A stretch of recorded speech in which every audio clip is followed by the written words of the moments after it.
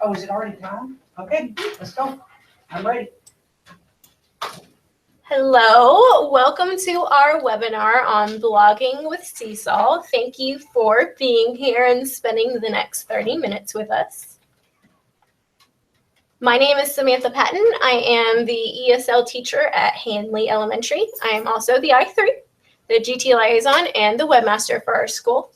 I am a Seesaw ambassador, so if you like what you see and you think that this webinar or presentation would be good for your school, shoot me an email and I would be happy to come out to your school and provide a presentation to your faculty.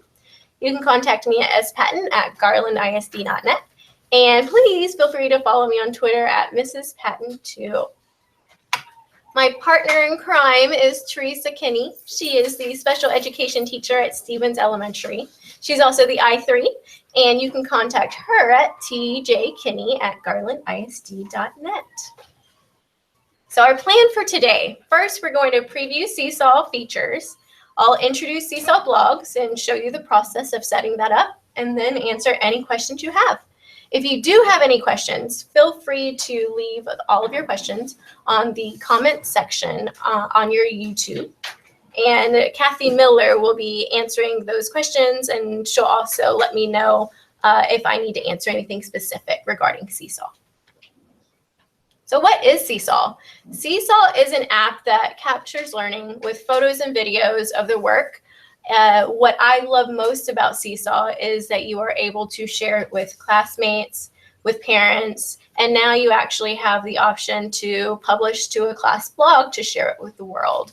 So there are lots of different opportunities for students to share their work and mostly show it off to other people. Seesaw has a lot of built-in features. You're able to take photos directly from the app. You can take videos directly from the app. You're able to draw pictures on a whiteboard. You can add photos or a video from your camera roll.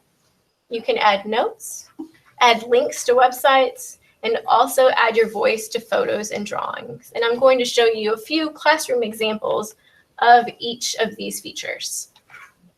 So the most simplistic is for students to take photos.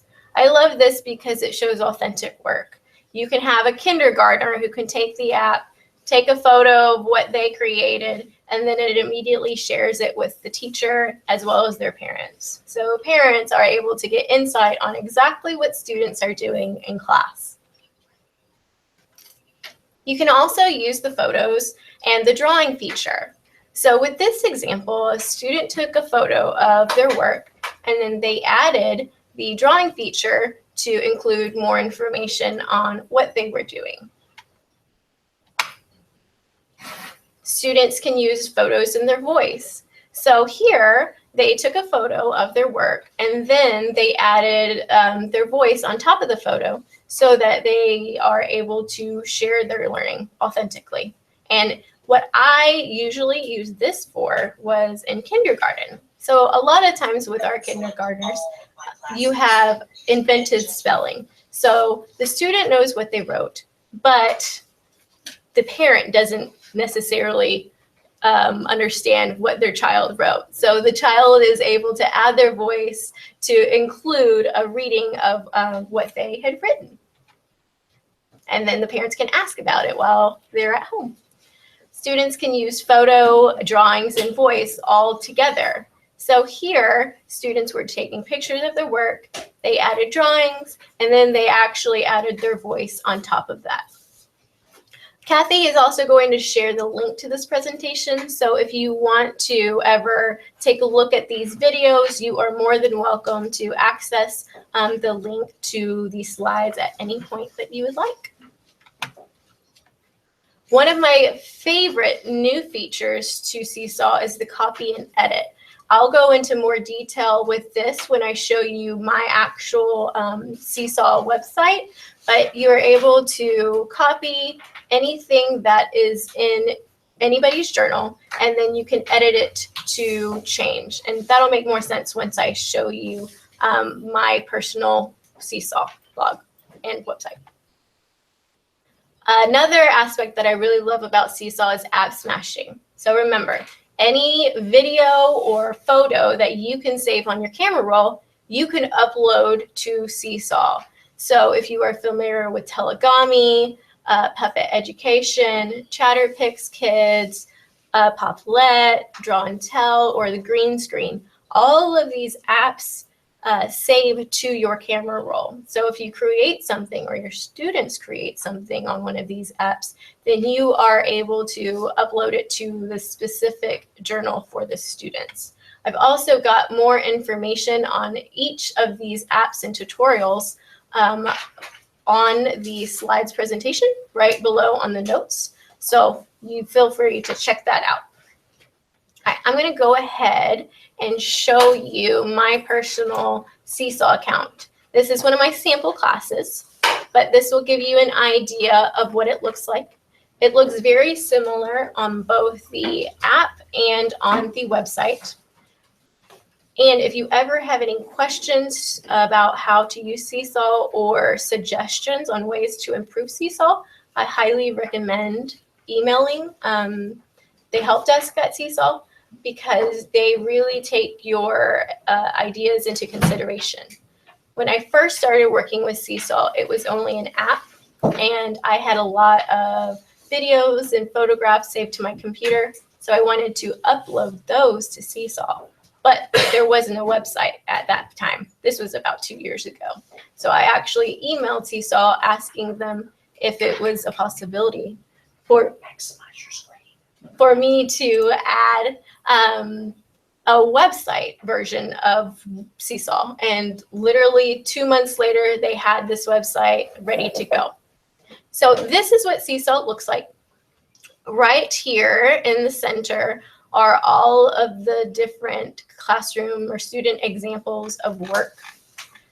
To the right, you have all of your students' names. I can see that Allison has 3 items in her journal. So if I clicked on her name, I would be able to see exactly what she has uploaded. This right here is an example of app smashing using the Green Screen app. So this student wrote a research paper, and she recorded it on the Green Screen app. And then we uploaded the photograph that she took, which is this photograph, to Seesaw. And then she added her voice on top. So I'll show you a brief example of this. Did you know that developers are paid $51,680 per year? There are many careers people can choose for their future. I wanted to be geologist when I grow up because I love animals and they are nice. So as you can see, you're able to listen to her report right from her journal. Another aspect that parents really like is that they are able to like their child's work, very similar to Facebook. And you can also leave comments on your students' work as well. This is an example of the whiteboard function of Seesaw. It's just called Draw. And so the student was able to show their work on the drawing. And then this was the example of copying and editing. So if I go back to class feed and scroll down, here's my name. This is what I added to Seesaw. It was just a blank exit ticket. So what the students do is they press the 3 dots, and they learn this really quickly. They press copy and edit. And from here, they are able to add audio, they're able to add drawing, they're able to add labels to the work. So I'm able to type whatever I want to include on this exit ticket. So you could say Mrs. Betts and then justify why. And then they would just click the green button and add their name to add it to their specific journal. And this was an example of something that somebody else added to their journal. So this is what it looks like, and then you're able to manage your students and also invite your parents to Seesaw. Right here in the left-hand corner, you have all of these functions. If you want to learn more about getting started with Seesaw, there are a lot of other blogs and other resources to get set up. Now let's go into blogging with Seesaw. About 2 years ago, before Seesaw was created, I used to blog with my students using Blogger. And Blogger's amazing. It was relatively easy, but it was a little bit time consuming. Every weekend, I would have to sit at my computer, pull up all of my pictures that I wanted to use on the blog, write my blog posts. So it took a lot of time on my part. So I wanted another solution, and that's where Seesaw came in. And with Seesaw, anything that the student adds to their journal, they immediately get sent to their parents as a notification or as an email. So it gave me a lot more opportunity to spend time with my family while I was at home. Then about a year later, they came up with blogging with Seesaw. So now not only are students able to share with their parents or their grandparents or their aunts or their uncles, but they can also share information with the world. So Seesaw blog is just an extension of your Seesaw class. It's a simple way to publish student work to a broader global audience. Anything in Seesaw can be published to the blog. So that includes photos, videos, drawings, notes, anything that you include. Why blog? So it gives the students a global and authentic audience for their work. What I've noticed as a teacher is that students always put more effort into their work whenever they know they're going to have a broader audience. So that was one reason why I started blogging in the first place. It develops writing skills, reflection skills, and critical thinking skills. It also gives students voice and ownership of what they're doing. It develops digital citizenship skills in a safe and moderated environment. It promotes collaboration and conversation between diverse groups of students because you're able to leave comments and have conversation about what topic you were talking about. And most importantly, it showcases your students' amazing work in a way that it's easy to share broadly. So there are a lot of different examples of Seesaw blogs that are open to anybody. I've included all of these blogs within my slides, so you can feel free to go back and explore any of these blogs. And there should be a variety of grade levels available. So if you click on any of these specific blogs, it will take you to the Seesaw blog for that class. So if I clicked on Mrs. Rainey's, it will take me to her blog. And this is what it looks like. It actually looks very similar to just the Seesaw class website. As you can see, this is Chloe, and on the side it'll show who owns this specific work sample. You can comment on it. And then on the right-hand side, you can look at a specific person's journal. So I can see that Judy also worked with Brooklyn on this work sample.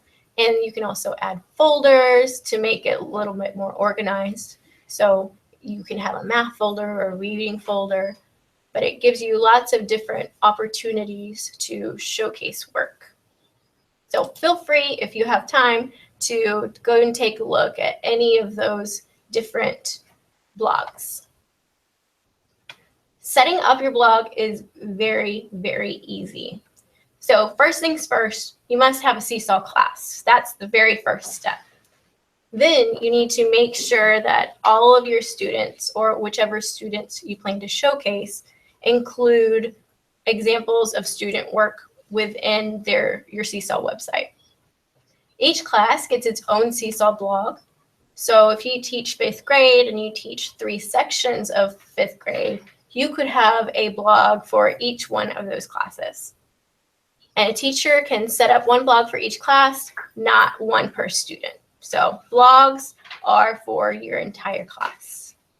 And you can also set up your blog from any iOS app, any Android app, or on the Seesaw website. So after you've set up your Seesaw account, in order to set up your blog, in the left-hand corner where it has your initials, you'll just click there. From there, it will give you many different options, and you will click on Class Blog.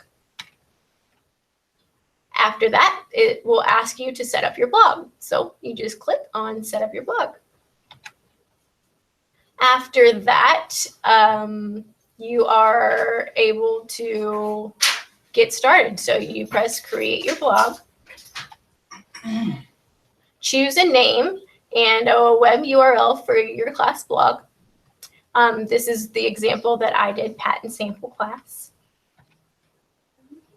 And then it gives you the options for your blog settings. So you have the option to enable comments on class blogs, and all blog comments require approval. If for some reason you do not want to have the option of having other people comment, you would just click this button and it would turn it off. It also gives you an option to have a password to protect your class blog. All of the blogs that I previously shared that you are able to access do not have a password protection.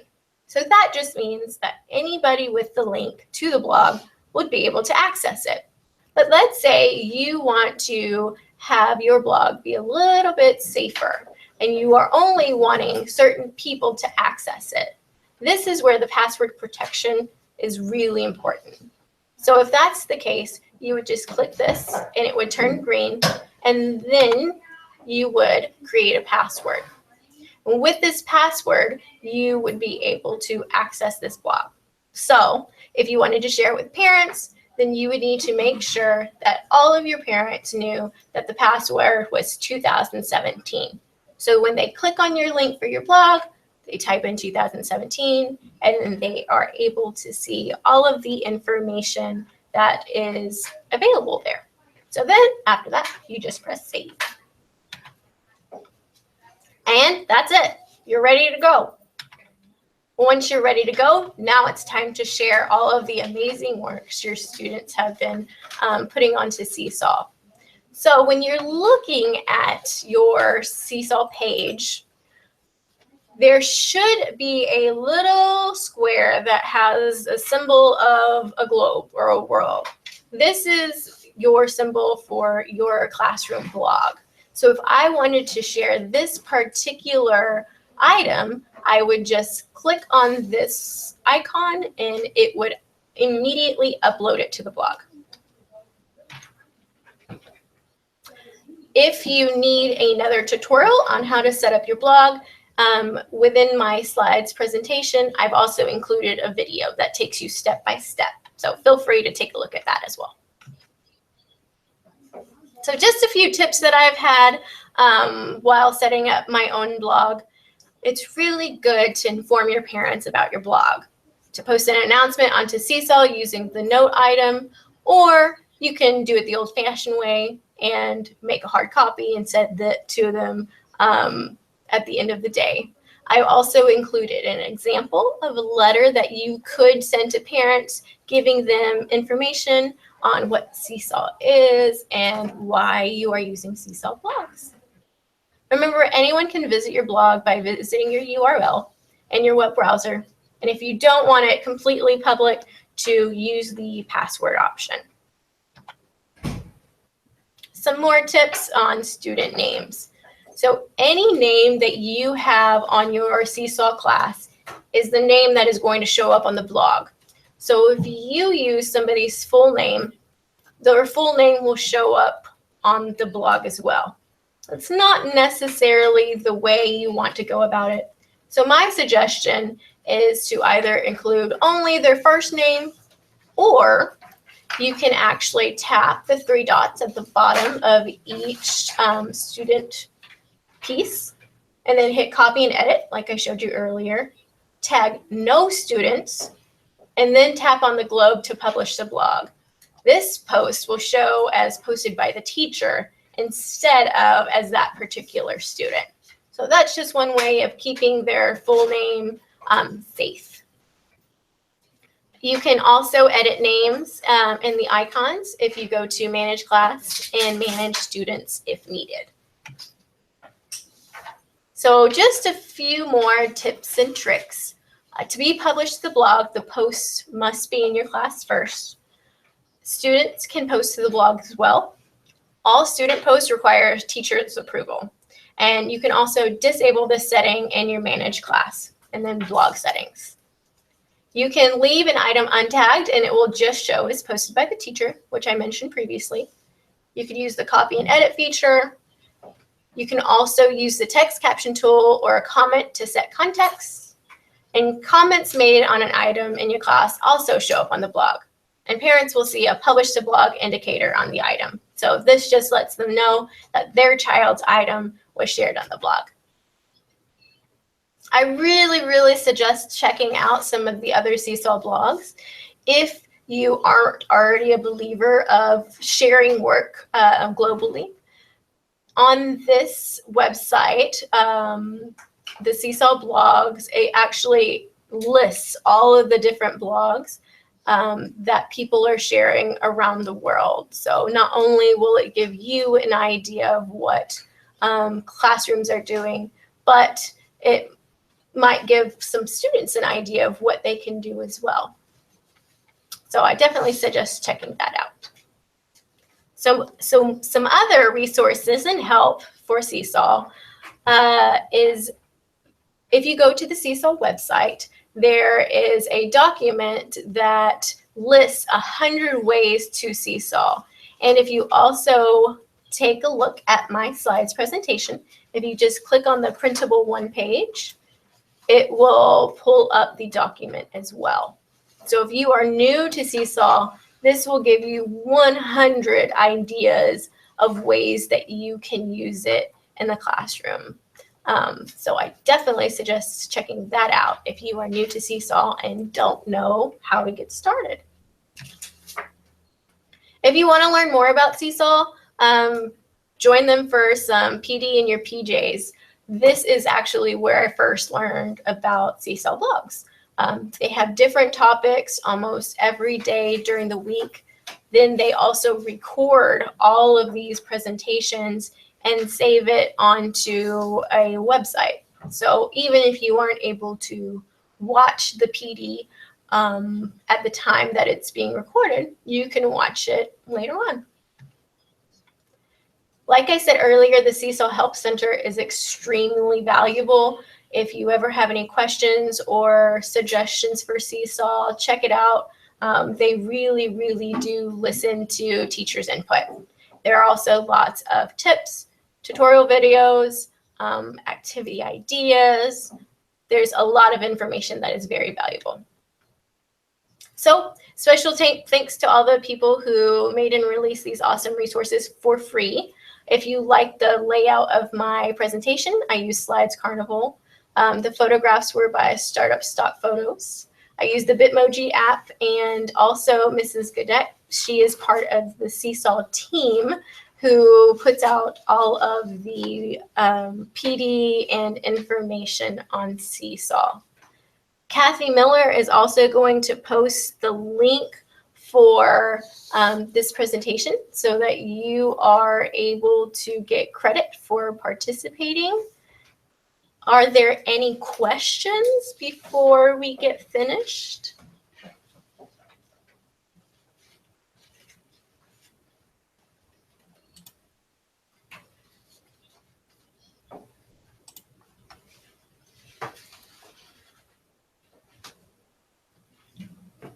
Just make sure that there's no questions that are needing to be asked.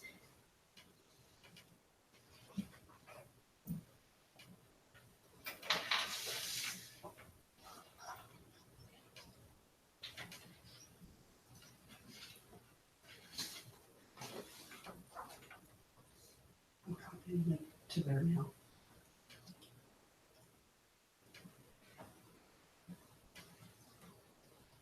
So Kathy is going to be posting the link for your CPE credit so that you are able to get credit for the 30 minutes, 25 minutes that you've been with me so far. And again, if you are interested in having your school learn about Seesaw, feel free to email me or send me a tweet out on Twitter. I would be happy to come out at any time, whether it be at the end of this year, since we only have 4 weeks left, during the summer, or at the beginning of the school year. Well, if there are no more questions, I really appreciate you spending time with me over the last 30 minutes. I hope you have an amazing end of the year. And again, if you have any questions or comments, feel free to email me. All right, take care.